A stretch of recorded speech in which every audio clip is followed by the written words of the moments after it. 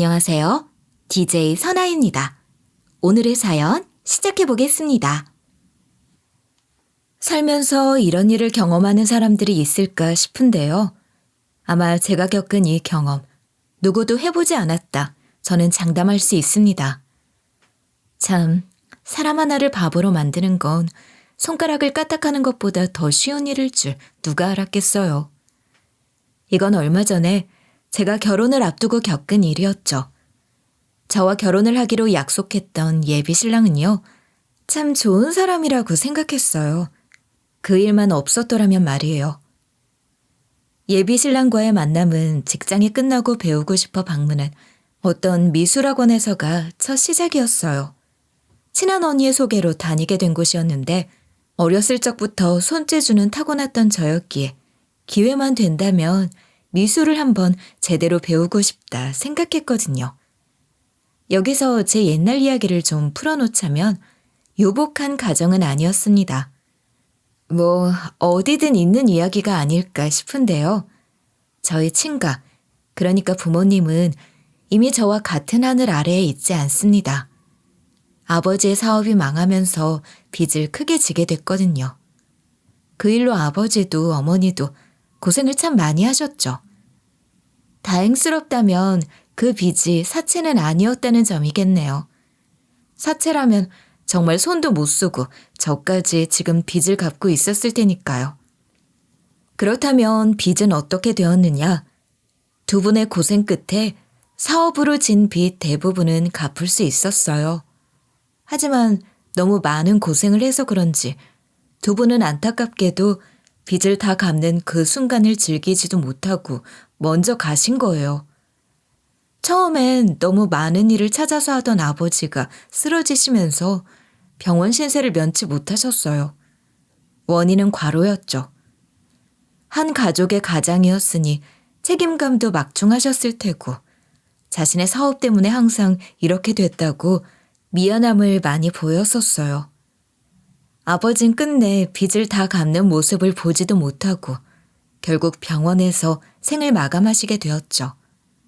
그런 아버지의 일에 어머니는 큰 상처를 받고 힘들어할 법도 했지만 빚은 그런 어머니가 마음을 달랠 시간조차 주지 않았습니다. 당장에 다가오는 납기일을 맞추는 일도 혼자가 되었으니 겨우 맞출 수 있었거든요. 아버지가 돌아가시고 어머니는 예전 아버지처럼 미친 듯이 일을 하기 시작했어요. 그러면서도 남는 돈으로는 투자든 뭐든 돈을 굴려서 겨우 오피스텔 한 채를 장만하셨죠. 우리도 남들처럼 월세 받고 숨통 좀 트일까 싶었지만 세상은 호락호락하지 않더군요. 어머니는 과도한 스트레스 탓이었을까요? 암에 걸려 결국 아버지 뒤를 따라가셨죠. 두 분 다 참 인생이 기구하다 할 수 있겠네요. 전 만약에 부모님의 이런 피 같은 노력이 없었더라면 아마 지금처럼 긍정적인 생각을 가지며 살 수 없었을 겁니다. 하고 싶은 것도 제대로 못하고 말이죠. 처음부터 이런 무거운 이야기를 하면 제 사연에 집중하시기 어려울 테니 더 자세한 내용들은 앞으로 차차 풀어나가 볼게요. 아무튼 그 미술학원은 예비 신랑이 부업으로 운영하는 작은 공방 같은 느낌이었어요.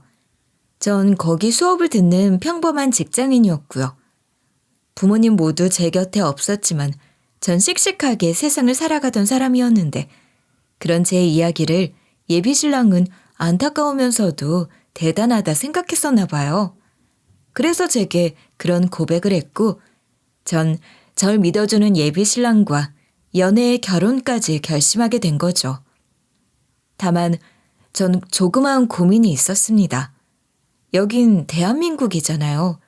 심지어 전 나이가 많다면 많고 적다면 적은 30살이었거든요. 처음으로 예비 신랑과 결혼에 대한 고민을 하고 예비 시부모님을 만나러 가는 그 자리가 많은 고민이 됐습니다. 그도 그럴 게 고아에 대한 인식이 썩 좋은 나라는 아니니까요.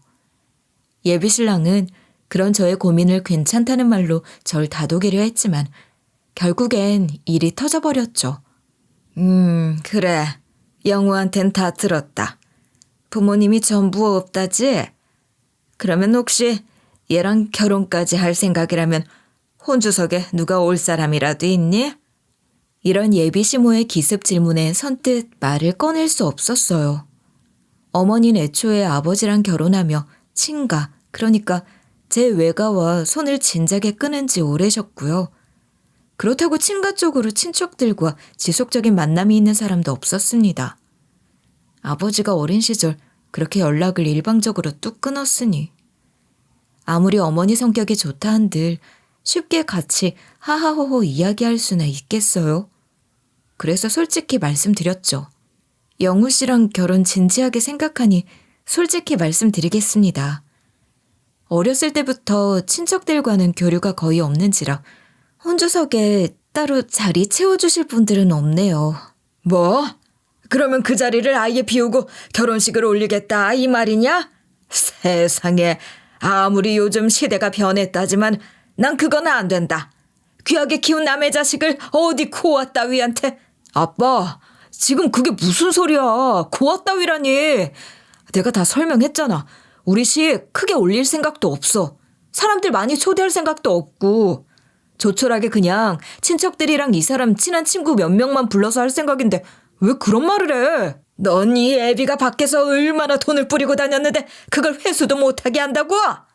하나 있는 자식이 이리도 생각이 없어서. 게다가 네가 고아랑 결혼한다고 친척들한테 소문이라도 내겠다는 거니 뭐니?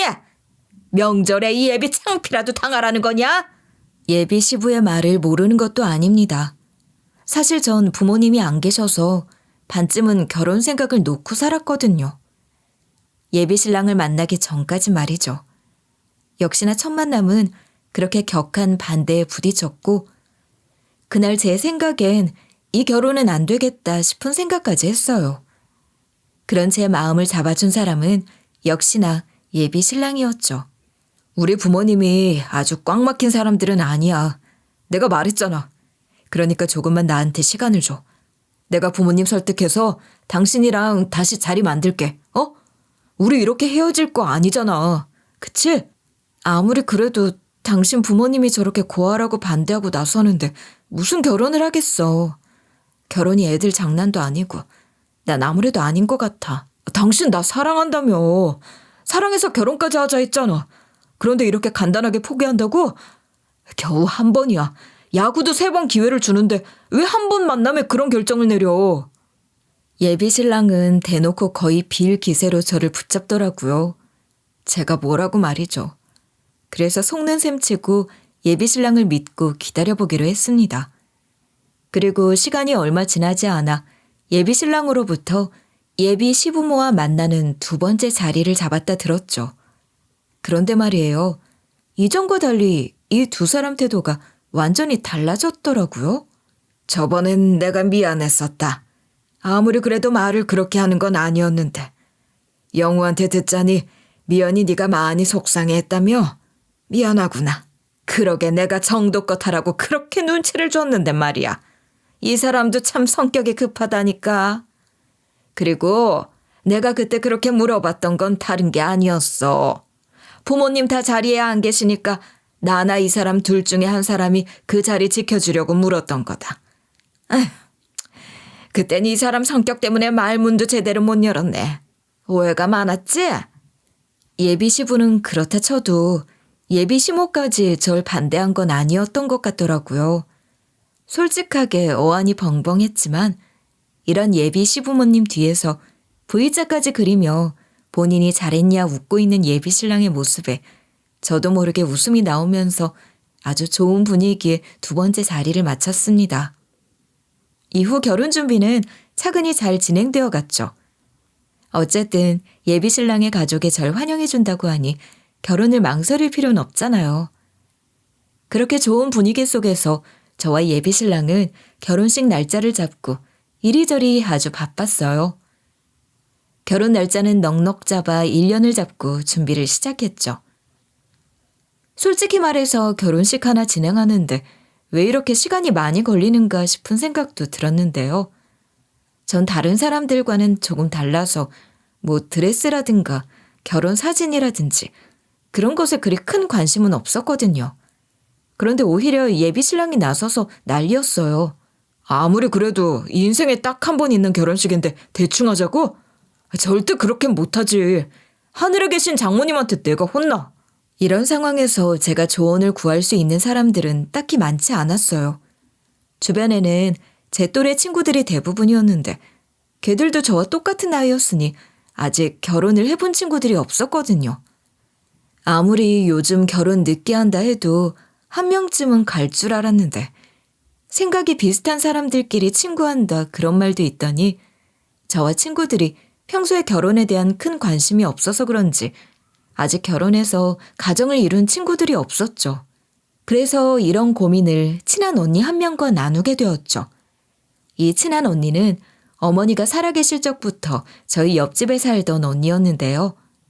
어렸을 때부터 거의 쭉 얼굴을 보고 지냈던 사람이라 저에겐 가족 같은 사람이었어요. 그래서 그 동네를 떠나 혼자 살 집을 꾸린 지 꽤 많은 시간이 흘렀음에도 여전히 그 언니와 친하게 지내고 있었죠. 얘는 당연히 결혼 1년은 잡고 가야지. 너 결혼이 무슨 여행 계획 짜듯 짜지는 것 같아? 결혼식장 잡는 건 물론이고 드레스 빌릴 날짜도 제대로 식장이랑 맞춰야지. 사람들 식사는 어떻게 할지도 정해야 하지. 거기에 사진도 제대로 안 남기면 나중에 정말 너 남는 거 하나도 없다? 언니 말도 맞는데 너무 요란스럽게 하는 것 같아서. 그 사람이랑 나 해봤자 겨우 둘이서 연봉 7천이나 될까 싶은데. 결혼에 들어가는 돈이 거의 2천 가까이 쓴다 하니 부담스럽고. 어머머? 영우가 그거 너한테 다 내라고 해? 둘이서 적어도 반반할 거 아니야? 넌 그렇다 쳐도 영우는 그 집안 외동의 독자니까 친척들이 다 와서 축하해주지 않을까? 그럼 결혼식 비용은 거의 쌤쌤으로 될걸? 여기서 친한 언니가 예비 신랑을 왜 이리 친근하게 부르냐 생각하실 것 같아서 간단히 설명하자면 친한 언니와 저 그리고 예비 신랑은 자주 셋이서 만나서 놀곤 하던 사이였거든요. 애초에 예비 신랑 미술학원을 소개시켜준 것도 친한 언니였고요. 사실상 제 남친이 되기 전에 이미 친한 언니의 지인이었던 거죠. 그래서 더 서로 자주 만나서 놀곤 했습니다. 아무래도 굉장히 가까운 사이였으니까요. 예비 신랑도 그렇고 저도 그렇고 친한 언니를 아주 친근하게 대했죠. 아무튼 그런 언니의 말을 듣고 나니 예비 신랑이 그렇게 방방 뛰면서 돌아다녔던 것들이 조금 이해가 가긴 하더라고요. 그리고 언니도 저와 예비 신랑 셋이서 함께 제 드레스 보러 같이 다녀주고 그랬어요. 남자 눈은 믿기 어려우니 눈 하나 더 필요하다면서 말이죠. 이런 드레스는 같이 여자의 눈으로 봐야 더 자세히 볼 수 있다면서 말이죠. 그렇게 결혼식 준비가 거의 마무리되어 가나 싶던 날이었어요. 예비 신랑은 결혼 전 저와 함께 동거를 하고 있는 상태였거든요. 하루는 밤 늦게 거실에서 소근거리는 탓에 저도 모르게 눈이 떠졌죠. 혹시나 싶은 상황을 생각해 옆에 자고 있을 예비 신랑을 찾았는데 옆에 있어야 할 예비 신랑이 없더라고요. 그래서 소리가 들리는 거실로 조용히 나가다 순간 멈칫하고 말았습니다. 예비 신랑이 누군가와 통화를 하고 있었는데 무슨 누나라고 부르는 걸 보니 아무래도 상대방이 그 친한 언니인 것 같았거든요. 누나, 어쩌지? 아버지 사업하시던 거 말이야. 그거 지금 어려워서 돈 필요하다는데 내가 당장 대출받아서 빚이라도 생기면 미연이가 나랑 파혼하겠다 그러진 않을까? 예비 시부가 하는 사업이 갑자기 어려워져서 크게 대출이 필요한 상황이라는 예비 신랑. 그걸 왜 제가 아닌 친한 언니와 고민을 나누고 있는지. 거기에 제가 그 빚 하나 때문에 파혼까지 하면 어쩌나 하는 고민을 털어놓는 그 목소리. 순간 서운함이 먼저 들었어요. 이젠 결혼까지 앞둔 동반자가 될 사이에 나한테 그런 가족의 고민도 털어놓지 못하나 싶은 마음에 말이죠. 그래서 발소리를 내며 예비 신랑에게 다가갔어요. 지금 그게 무슨 소리야? 아버님 사업 어려운데 그거랑 우리가 무슨 상관인데? 미연아, 깼어? 그게 그러니까 아빠 사업이 좀 많이 힘들어져서 지금 당장 대출을 다 땡겨도 계약금이 좀 모자라는 모양이더라고. 그거 계약금 못 넣으면 당장에 사업 망하는 거 순식간이거든. 그래서 나도 대출을 좀 받아야 할 것 같아. 근데 그걸 왜 언니랑 말하고 있어? 당신 옆에 있는 사람은 이제 난데. 나 너무 섭섭하다. 당신한테 내가 어떻게 이런 말을 쉽게 꺼내겠어. 대출 한두 푼도 아닐 텐데. 미연이 네 잘못도 아닌 일로 같이 대출금 갚게 되는 그런 상황이라도 생기면 어떡해. 나 미연이 너 놓치고 싶지 않단 말이야. 그러면 결혼식 올리고 내가 아무것도 모르게 해서 끝까지 나한테 숨길 생각이었어?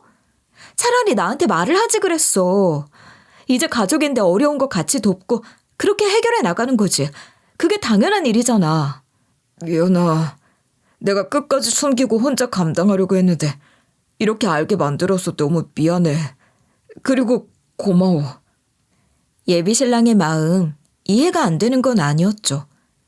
대출이라는 게 결혼에 있어 중요한 부분이 될 수도 있잖아요. 요즘 보면 결혼 전에 생기는 빚 때문에 이혼하는 경우가 참 많다고 하니까요.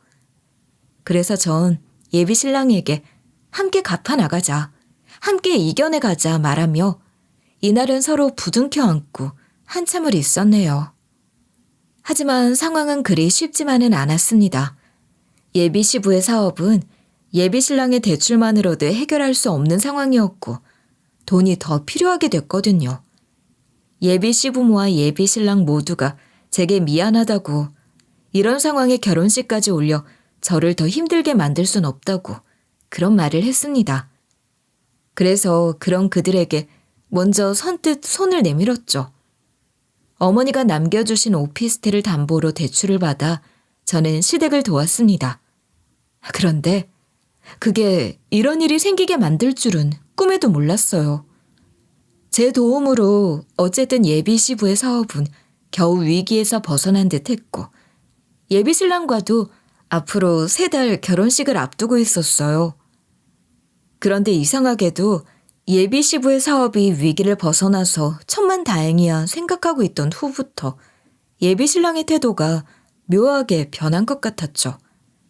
제가 뭘 물어보거나 같이 대화를 나누려면 괜히 귀찮아하는 것 같고 곧 결혼을 앞둔 새 신랑이 어딜 그렇게 자꾸만 쏘다니는지 예비 신랑의 거슬리는 행동이 한두 가지가 아니었죠. 그러던 하루 제게 전화 한 통이 온 거죠. 여기 네 얘랑이 있는데 술이 많이 취한 것 같거든? 와서 좀 데려가야 하는 거 아니야? 그리고 상황이 너 빨리 좀 와봐. 저번에 청첩장을 받으며 제 예비 신랑 얼굴을 알고 있던 저랑 친한 친구가 술을 먹으러 나갔다가 우연히 예비 신랑을 발견하게 됐다는 거예요. 그런데 술에 잔뜩 절어서 인사불성이라고 당장 데리러 나와야 하지 않겠냐고 하더군요. 평소 그렇게 술을 즐기던 사람이 아닌지라 걱정되는 마음에 전 얼른 예비 신랑을 데리러 갔습니다. 그런데 거기에는 예비 신랑만 있는 게 아니었어요. 영우야, 일어나서 한 잔 더 마셔. 이렇게 해결된 것도 다 내 덕이잖아. 축배를 들어야지. 야, 내가 수영이 누나 정말 이래서 좋아한다니까. 앞으로도 이렇게 자주 만나서 한잔 합시다 우리. 건배. 예비 신랑은 친한 언니와 아주 술이 떡이 되어 있었고 둘은 제가 온 것도 모르는지 그렇게 몇 잔을 연거푸 벌컥벌컥 마시더군요. 제가 도착한 걸 본 제 친구는 그제야 제게 이런 말을 털어놓더라고요. 저 두 사람 저렇게 된 지 벌써 1시간이 지났어. 어디서 많이 듣던 목소리가 들린다 싶어서 계속 보고 있었는데 가관도 아니더라. 너 정말 저런 인간이랑 결혼할 거야? 아무리 봐도 저 두 사람 보통 사이가 아닌 것 같은데. 제 하늘이 무너지는 것 같았죠. 전 경악을 했습니다. 하필이면 왜 제가 좋아하는 두 사람이 이런 짓을. 그래서 저도 모르게 그 두 사람에게 다가가서 예비 신랑의 뺨을 후려쳤죠. 두 사람, 이게 뭐 하는 짓이야? 둘이 나 몰래 지금까지 이렇게 붙어먹고 다녔니? 그러자 정신이 번쩍 들었는지 저보고 왜 여기에 있냐 묻더라고요. 내가 왜 여기에 있냐고? 술 처먹더니 본인이 무슨 짓을 내 앞에서 저지르고 있는지 하나도 모르는 모양이지? 지금 당신 결혼을 약속한 사람 앞에서 외간 여자랑 바람 피우는 걸 대놓고 보여주고 있다고. 그것도 나랑 친한 언니랑 같이. 이건 배신이야. 이런 저의 목소리에 사람들이 하나둘 저희 쪽을 바라보기 시작했고 예비신랑은 이내 그런 사람들의 시선이 좋진 않았는지 오히려 사과를 해도 못마땅할 이 타이밍에 화를 버럭 내더라고요. 그래서 뭐 어쩌라고! 그리고 이 사람이 왜 외간 여자야? 당신보다 더 오래 알아왔던 사람이야. 게다가 바람? 무슨 뚝단지 같은 소리라고 있어. 남자 여자가 친하게 지내면 다 바람 피우고 돌아다니는 거야? 그러면 둘이 바람이 아니라는 거야? 방금 당신 입으로 언니 좋아하니 많이 그런 소리도 내뱉었잖아. 참나. 당신은 사람 좋다고 하면 무조건 그런 방향으로밖에 생각을 못해? 인간적으로 그 사람이 그저 괜찮은 사람이어서 좋다는 말이었는데 그걸 그렇게 오해를 해? 이거 보니까 너 의부증이라도 있는 거 아니야? 가족 없어서 나랑 결혼하니까 나 하나 붙잡고 절대 안 놔주겠다 그런 생각하는 거 아니냐고! 예비신랑의 말에 전 말이 밖으로 나오지 않았습니다.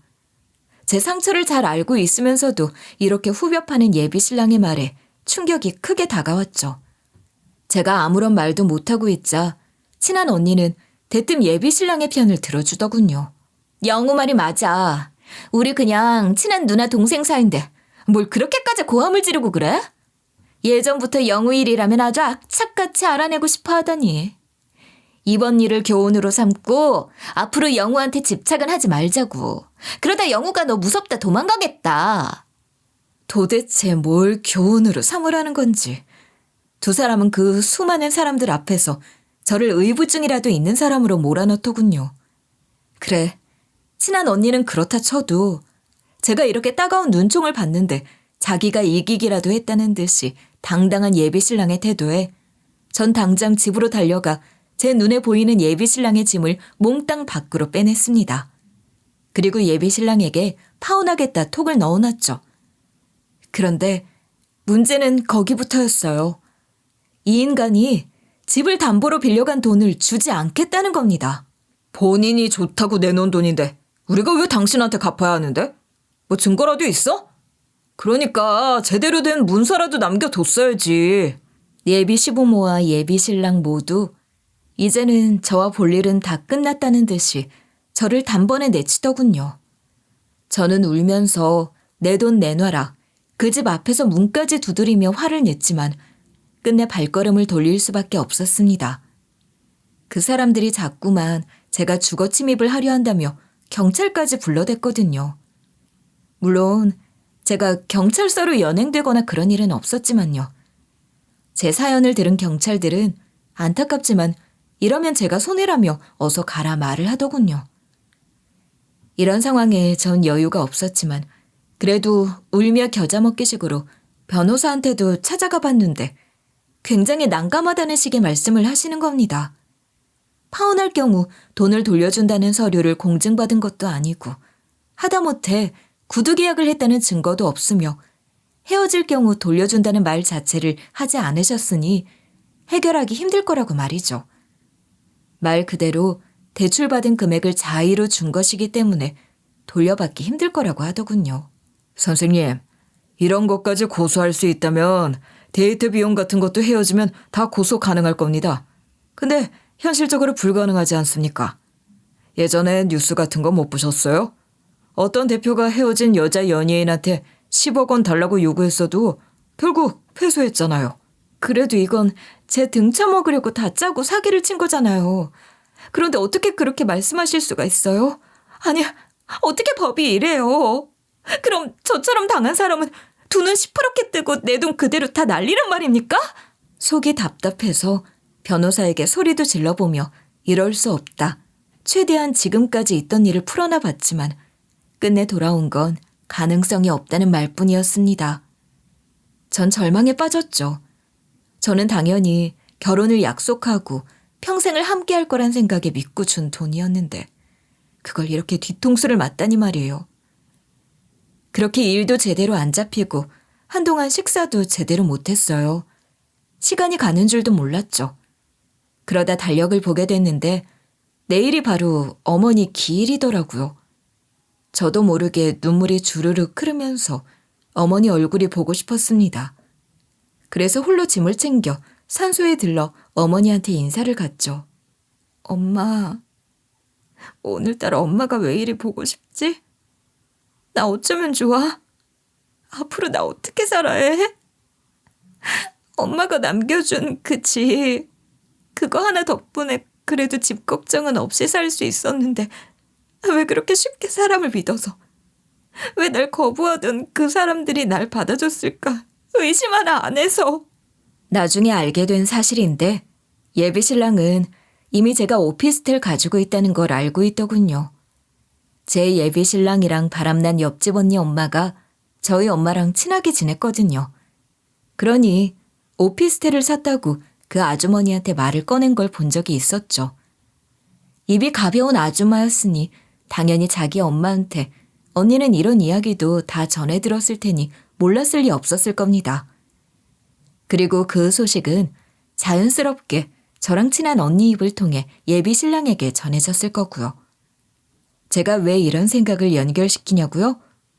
정말 어이없는 사실을 알게 됐거든요. 하나씩 풀어나가자면 저는 이 둘이 저를 의도적으로 꼬여냈다는 걸 알게 됐는데 그 사실을 알게 된 건 또 다른 동네 이웃집 아주머니 덕분이었어요. 우연히 엄마와 함께 지내던 집에 그리워 발걸음했다가 이웃이었던 아주머니한테 듣게 되었죠. 그 두 사람이 오래전부터 사귀던 사이였다는 사실 말이죠. 이웃이었던 아주머니는 저한테 인사만 하고 지나갈 법도 한데 저한테 슬쩍 다가오면서 이런 걸 대뜸 묻는 거예요. 어머, 미연이네? 요즘 잘 지내고 있니? 아, 세상에, 왜 이리 예뻐졌어?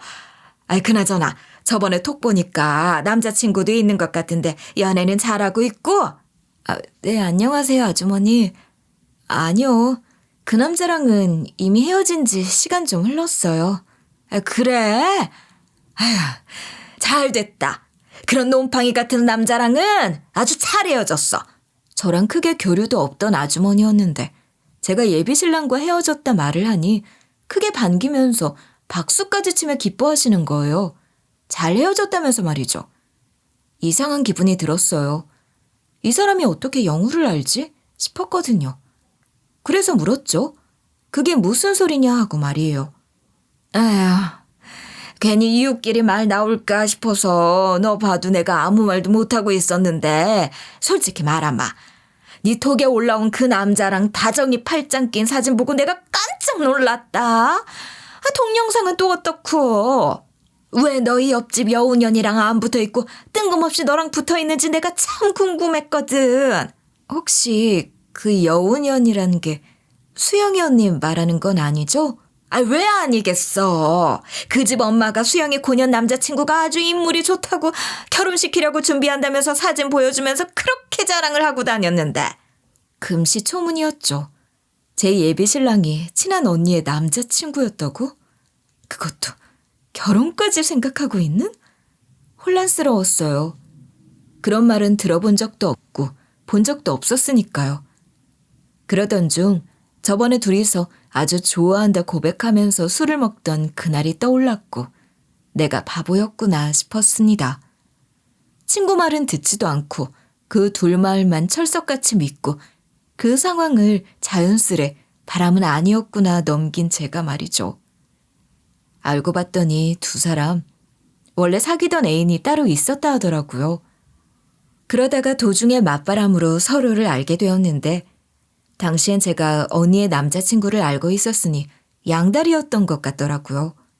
아주머니가 말하길 아주 늦은 밤에 아파트 벤치에 앉아서 둘이서 키스하고 별별 짓거리를 하는 걸 우연히 보고 남새스러워서 쳐다도 못 봤다고. 그러면서도 자세하게 예비 신랑 얼굴을 보고 더욱 놀랐더랍니다. 평소에 팔짱 끼며 같이 다니던 언니의 남자친구랑은 생긴 게 달라도 너무 달랐으니 말이죠. 그걸 보고 친한 언니를 슬쩍 피하기 시작하셨다 하네요. 어린 것이 벌써부터 바람이라니 세상이 참 무섭다 하면서요. 근데 일이 복잡하게 된 겁니다. 중간에 제 톡 사진에 그 남자가 저랑 팔짱을 나란히 끼고 있었으니 말이죠. 분명 친한 언니와 쪽쪽거리면서 동네 부끄러운 짓은 다 하던 그 남자랑 제가 말이에요. 이게 뭔 콩가루 같은 상황인가 싶었더래요. 본인은 제3자였으니 괜히 입에 올렸다가 피해볼까 싶어서 한동안 제가 찾아와도 피해 다닌 거라고 하더군요. 그런데 오늘은 이상하게 저한테 인사를 한번 해보고 싶어 슬쩍 다가와 남자친구 있냐 물어본 거고요. 헤어진 마당이니 다 풀어놓는다 하며 그간의 사정을 싹 다 말해주시더군요. 전 그제야 깨달았죠. 이 두 사람이 아주 작정을 하고 절 사기쳐 먹으려 했구나 하고 말이에요. 본인도 지나가다 슬쩍 봤다며 제가 미술에 흥미가 있지 않냐며 떠본 그 말이 다 계획이었던 겁니다. 아무튼 전 그렇게 한참을 어머니 묘 앞에서 울면서 신세한탄을 하고 있다가 평소 어머니가 좋아하던 사과를 깜빡하고 차에 놔두고 온 걸 눈치채고 차에 다녀와서 이제 집에 가야지 하고 생각을 하던 중에 깜짝 놀라고 말았습니다. 사과를 두고 가려고 다시 묘에 가는데 제 어머니 묘가 분명한데 처음 보는 중년 남성이 묘를 붙잡고 오열하고 있는 것이 아니겠어요? 당연히 전 누구시냐 물었죠. 저기요, 누구신데 저희 엄마 묘 앞에서 부둥켜 안고 그러시는 거예요? 자리 잘못 찾아오신 거 아니에요? 그런 제 말에 중년 남성은 눈물을 그렁그렁 단 채로 저를 올려다봤고 이내 눈이 휘둥그레지며 저를 붙잡고 다시 펑펑 우는 겁니다. 떨어져라 밀어도 중년 남성은 제 손을 놓지 않고 계속 붙잡으며 눈물을 쏟으시더군요. 그의 머리가 아팠죠. 이건 또 무슨 일이람 하면서 말이에요. 시간이 흐르고 중년 남성이 눈물을 멈췄을 무렵 전 다시 되물었습니다. 지금까지 우셨으면 다 우신 거죠? 그럼 다시 물어볼게요. 도대체 누구시길래 남의 집 묘 앞에서 이러고 계신 거예요?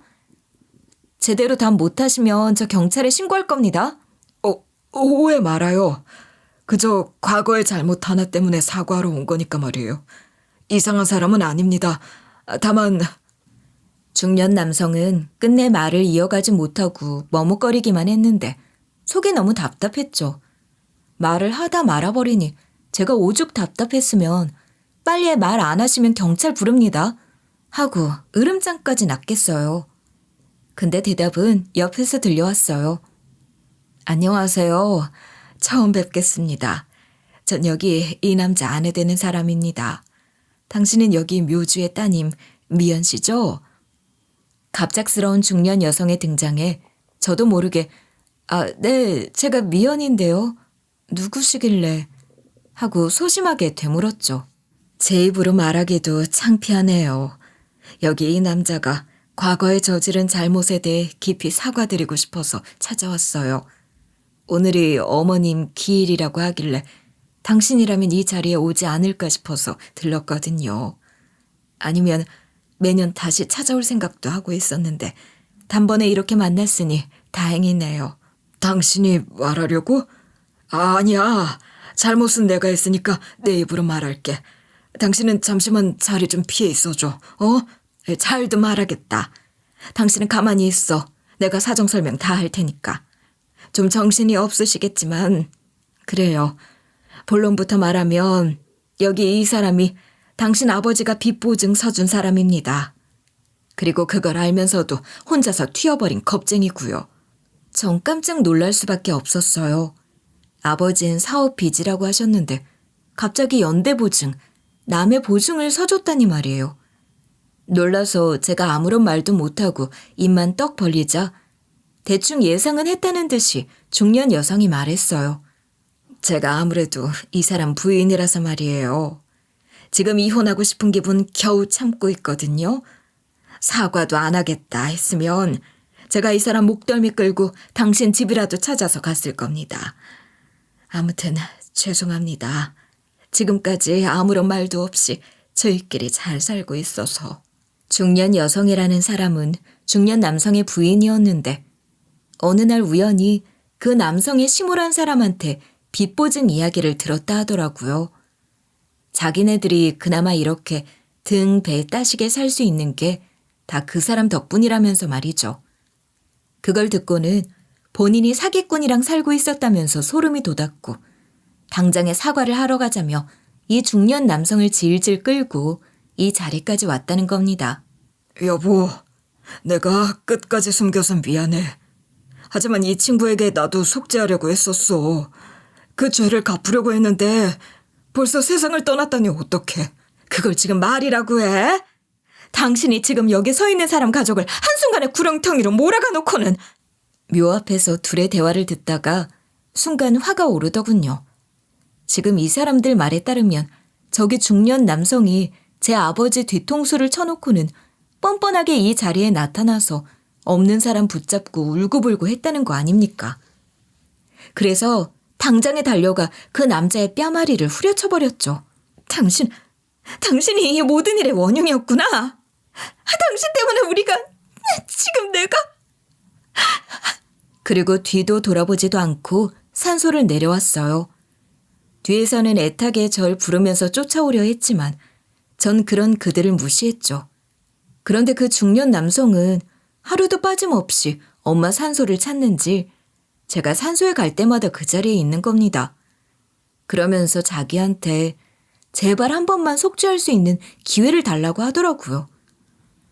처음에는 개무시를 하던 저도 매일같이 산소를 찾는 그 아저씨를 보며 마음이 약해지더군요. 결국 저는 그런 아저씨의 노력에 지고 말았죠. 전 부모님을 닮아서 호구 같은 성격을 가졌으니 용서해 줄 수밖에 없었거든요. 그 뒤로는 그 아저씨와 부모님 산소를 함께 오르고 마주치면서 많은 이야기를 나누고 친해졌습니다. 그런데 중간에 정말 개떡 같은 일이 생겼죠. 옆집 언니랑 제 전 예비 신랑 있죠? 그 둘이 곧 결혼을 한다면서 웨딩 사진까지 찍어서 떡하니 SNS에 사진을 올린 거예요. 거기에 디데이까지. 이 미친 연놈들 정신이 나간 거 아닙니까? 얼마 전까지는 저랑 전 예비신랑 사진을 올려놨으면서 말이에요. 그에 전 그날 거하게 이른 시간부터 술에 취해서 산소에 들려 평소처럼 부모님한테 하소연을 시작했죠. 그런 저를 발견한 아저씨는 왜 이렇게 술에 취해서 이러고 있어, 다 큰 아가씨가 하면서 놀라 다가와 물었고 전 술김에 그간 억울했던 사정을 미주알 고주알 아저씨에게 다 털어놓고 말했습니다.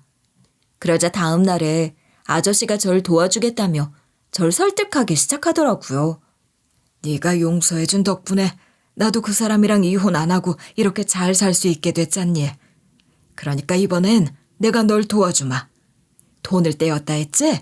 그거 내가 어떻게 해서든 찾을 수 있게 도와주마. 아저씨는 본인 일처럼 나서서 제가 당했던 그간의 일을 되갚아주기 위해서 정보들을 찾으러 다녔어요. 아저씨는 이 인간들을 처벌할 수 있는 방법이 있다고 말했습니다. 그게 변호사가 원래는 이런 건 처벌 못한다고 했잖아요. 그래서 사실 포기하고 있었는데 만약 애초에 처음 접근부터가 사기를 치려고 의도적인 조건인 걸 입증할 수 있으면 이걸 형사처벌 받게 할 수 있다는 겁니다. 그런데 아저씨가 제 말을 들어보니 그 두 사람이 처음부터 의도적인 접근이었던 것이 보였다는 거예요. 그 둘이 너랑 갈라서고 난 뒤에 결혼식까지 한다고 웨딩 사진까지 찍고 다녔다면서. 그럼 아무래도 처음부터 너를 속이려던 의도가 분명히 있었던 것 같다. 네가 변호사한테 갔을 때는 이런 의도를 몰랐을 테니까 그 변호사도 그래서 처벌할 수 없다 말한 걸지도 몰라. 한마디로 변호사가 말하는 건 단순히 데이트 중 상대방에게 선물을 주거나 데이트 비용을 내주는 건 변심으로 인해 헤어졌다고 해서 돌려받을 수 없다는 것이고 만약 처음 만남의 시작부터 의도적인 접근인 걸 입증만 할 수 있다면 가능하다는 뜻이었습니다. 그래서 아저씨 말을 들은 제가 가장 먼저 한 일은 당연히 이웃집 아주머니를 찾아가 설득하는 일이었습니다.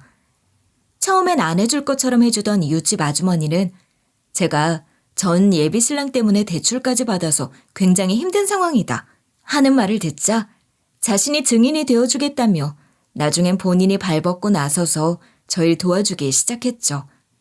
그리고 그 두 연놈들 사기로 쳐넣기 위해서는 다양한 준비가 필요했어요. 전 일단 이들이 고의적으로 저란 사람을 이용하기 위해 접근했다. 일명 로맨스 스킴이라고 하죠.